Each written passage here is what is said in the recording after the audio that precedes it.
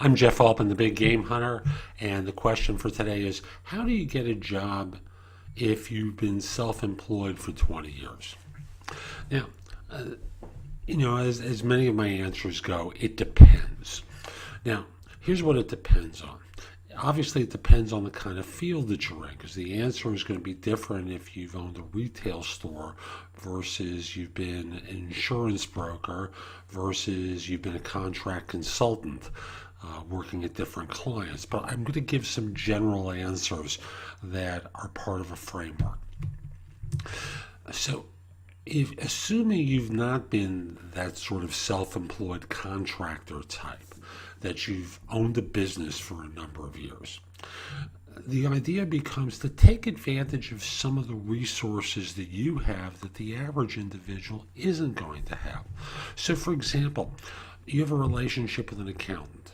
Your accountant has relationships with other accountants, and thus your network really should start with your accounting firm, your audit firm, your CPA, and say, hey, I'm thinking of closing up, and I think it's time for me. I want you to keep your eyes and ears open for me for other opportunities, and if they're smart, they will. So start with your accountant, your insurance agent, all the vendors that you work with. Make it clear you're not going bankrupt at this time. You're not going to be a deadbeat on the bills. Can they introduce you to people who might be interested in what you do? So you start with professionals.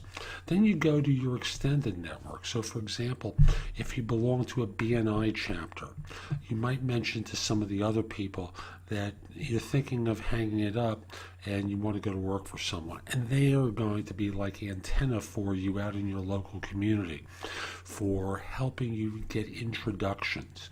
Tell everyone, friends, neighbors, there's no embarrassment in this anymore. It's called, you're using your network of relationships in order to receive introductions to others. There's a classic story in job hunting that I heard many years ago of someone whose cleaning person was an individual who introduced a guy to her husband, who was the head of a bank. Now, the reason this person was cleaning homes was as part of a spiritual practice.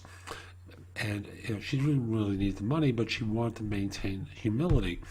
And as such, she did cleaning for others. Eventually, the guy handed over a resume, because after all, this is the cleaning person. What did she know?